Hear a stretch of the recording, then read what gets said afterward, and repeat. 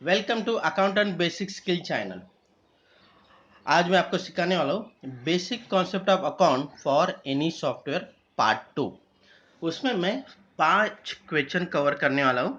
तो question number 1 है, how accounting entries book in the account books, what are the types of expenditure, what are the steps for accounting cycle, what is the meaning of cost centre and what are the accounting groups prescribe by Tally software. तो चलो question number 1 में जाते हैं। Question number 1, दोस्तों ये question number 1 अगर आप understand करेंगे तो दुनिया भर का कोई भी अकाउंटिंग सॉफ्टवेयर हो आप इजी अंडरस्टैंड करेंगे, क्योंकि ये जो अकाउंटिंग सॉफ्टवेयर में जो अकाउंटिंग कॉन्सेप्ट अप्लाई होता है ना, वो इसी क्वेश्चन पे डिपेंड है। तो मेरा आपको पर्सनल रिक्वेस्ट है, ये पूरा क्वेश्चन का आंसर केयरफुली अंडरस्टैंड कीजिए। ओके, तो मैं पढ़ता हूँ। Business transactions are recorded in the books of original entry on the basis of source document, that is voucher। तो वाउचर है ना, बेस है।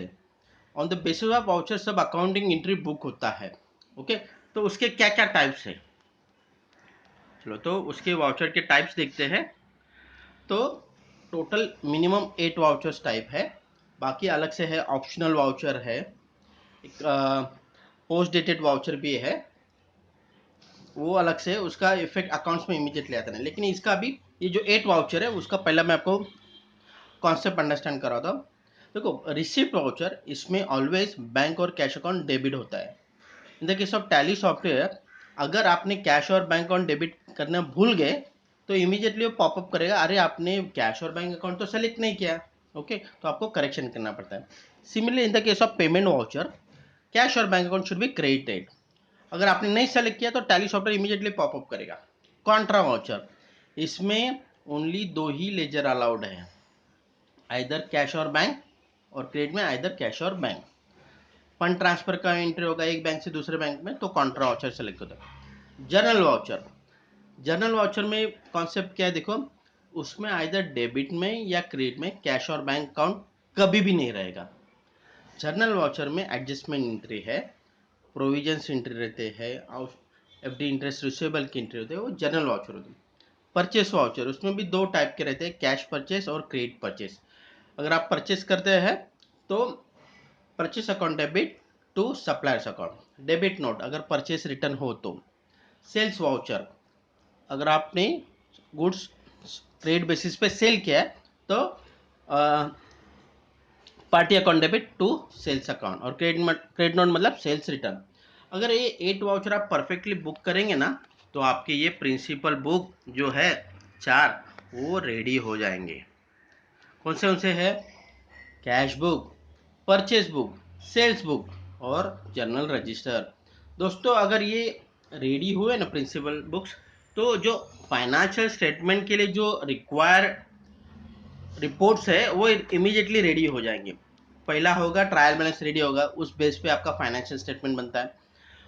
उसी ट्रायल बैलेंस से ट्रेडिंग अकाउंट बनेगा, प्रॉफिट एंड लॉस बनेगा, बैलेंस शीट बनेगा, कैश फ्लो और फंड फ्लो बनेगा। ओके, तो इसका मैंने डिटेल एक्सप्लेनेशन भी दिया है रिसिप्ट वाउचर का। अब अभी मैं आपको बताऊंगा कि रिसिप्ट वाउचर में मैंने यहाँ पे कॉन्सेप्ट क्या दिया है कि this document is an acknowledgement of cash और चेक और receipt. Cash or check receipt. A responsible person in the office of the businessman who receives cash or check signs the receipt voucher. In this voucher, due to inflow of funds, cash or bank account is always debited. Payment voucher में आपको मैंने already बताया, cash और bank account always credited. Contra voucher में मैं जो bold किया वही रीड कराओ। It should be noted that contra voucher are permitted between ledger account falling under cash और bank account and bank overdraft facility only. Other ledger access is not allowed. Okay, sales voucher, तो sales voucher ना Tally में एक अलग से एक facility दिया है कि अगर आप कैश सेल्स करते हैं ना, तो टैली ने एक सजेस्ट किया है टेक्निक, तो ही वो आपके सेल्स रजिस्टर में रिफ्लेक्ट होगा। देखो फॉर एग्जांपल अगर आप रेसिप्ट एंट्री पास करेंगे कैश सेल्स का, तो क्या करेंगे, cash account debit to local sales account. लेकिन जब ये ऐसा एंट्री बुक होगा ना, वो सेल्स रजिस्टर में रिफ्लेक्ट नहीं होगा। मैं रिपीट करता हूँ, cash account debit to local sales, तो ये एंट्री सेल्स रजिस्टर में रिफ्लेक्ट नहीं होगा। उसके अपने को प्रॉब्लम फेस होगा जीएसटी रिकन्सिलेशन करते टाइम। तो टैली सॉफ्टवेयर ने क्या सजेस्ट किया है कि आपको कैश सेल्स का एक ग्रुपिंग बनाना पड़ेगा, सॉरी कैश कैश सेल्स का लेजर सन्डी डेटर्स के ग्रुपिंग में बनाना पड़ेगा। और जब भी कभी कैश सेल्स हो तो एंट्री आएगा cash sales to local sales और वाउचर टाइप सेलेक्ट करेंगे सेल्स वाउचर। और जब पैसा एक्चुअल में आएगा ना at the day end of the day तो एंट्री आएगा जब आप रिसीव वाउचर से लेंगे cash account debit to cash sales. इसमें देखो कैश सेल्स अकाउंट जीरो हो जाएगा वो डे एंड में। ये क्रेडिट सेल्स का मैंने आपको बताया कि party account debit to sales account, मतलब आपने उधारी पे माल सेल किया है। ओके, परचेस वॉच उसमें भी वही कॉन्सेप्ट उन्होंने दिया है कि cash purchase on credit basis पे होगा। सॉरी, कैश परचेस अगर आप करते हैं तो टैली सॉफ्टवेयर ने आपको क्या सजेस्ट किया है कि आपको purchase local account debit to cash purchase का ग्रुपिंग होगा संडे क्रेडिटर में और वाउचर का टाइप होगा परचेस वाउचर। इससे क्या होगा, ये आपके परचेस रजिस्टर में कैश सेल्स का एंट्री आ जाएगा।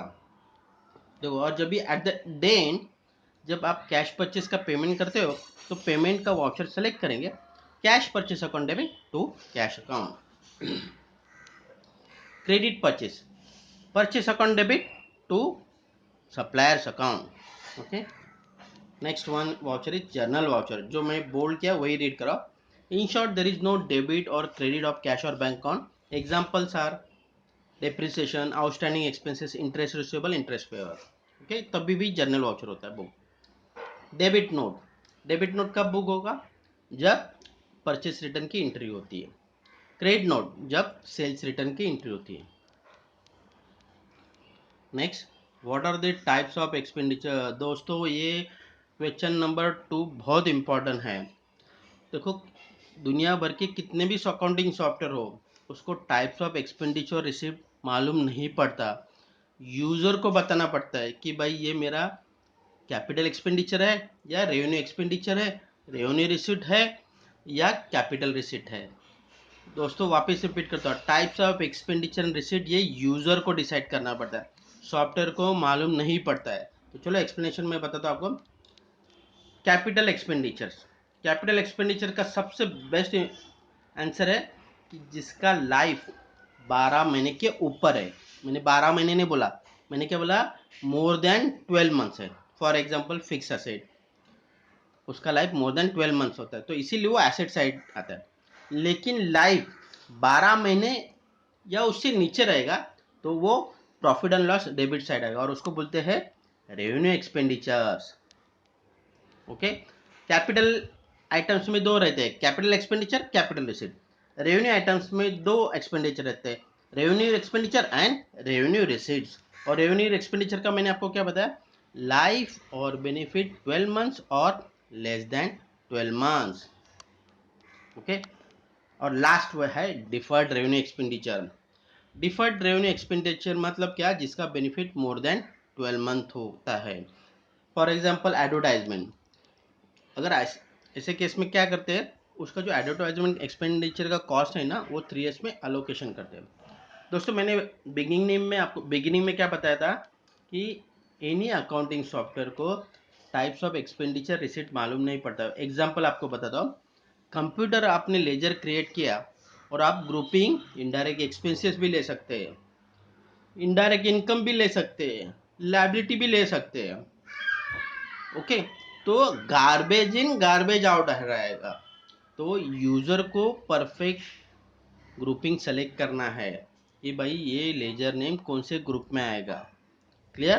तो टैली सॉफ्टवेयर में देखो आप ट्राई करिए, फिर कंप्यूटर टाइप कीजिए लेजर में और उसको ग्रुपिंग दे दीजिए, इनडायरेक्ट इनकम, सेल्स अकाउंट, ऐसा सब करेगा वो, कोई क्वेरी नहीं पूछेगा। लेकिन ये यूजर को डिसाइड करना है कि भाई मैं बराबर एंट्री कर रहा हूँ कि नहीं। Next, what are the steps for accounting cycle. बहुत इंपॉर्टेंट, अकाउंटिंग साइकिल कैसे रन होता है। दोस्तों यहाँ पे मैं सिंपल इजी वे से मैं बता दूंगा कि यहाँ पे देखो पहला सोर्स डॉक्यूमेंट वाउचर रहता है। वाउचर अगर परफेक्टली बुक करते हैं तो ऑटोमेटिकली लेजर पोस्टिंग हो जाता है।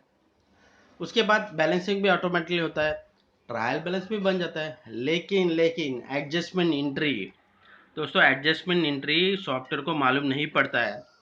तो अपना based on last year experience और ट्रायल बैलेंस रिव्यू करेंगे ना, तो जो ये पॉइंट नंबर एफ है ना, रिकॉर्डिंग ऑफ एडजस्टमेंट एंट्रीज, ये अपने को डिसाइड करना पड़ेगा भाई कौन सा बाकी है। दूसरा है recording of closing entries, closing stock का रहता है, प्रोविजन फॉर टैक्सेशन का रहता है, प्रोविजन फॉर एम्प्लॉय बेनिफिट्स रहता है।